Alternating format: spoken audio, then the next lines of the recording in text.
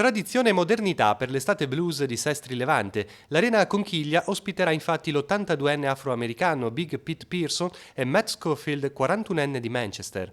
Nel primo caso decenni di musica con le icone del blues americano, nel secondo un sound coinvolgente che guarda al futuro.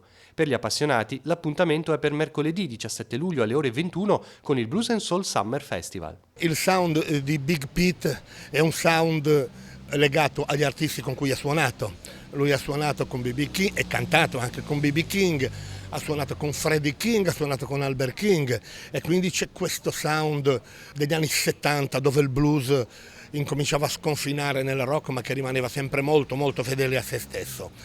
Invece Matt Scofield spingerà il blues su alcuni territori che possono rappresentare anche un futuro per quella musica.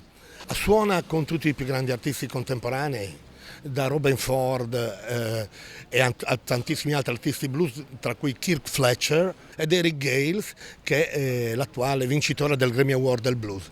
Ascoltare dal vivo Big Pete Pearson è come partecipare ad una lezione sulla storia del blues e rimanere affascinati dall'indomabile desiderio di fare musica. A 83 anni infatti ha scelto di fare un disco in Liguria con persone con cui ha girato l'Europa, registrando proprio nel Tigullio. Un esempio per tanti giovani musicisti e non.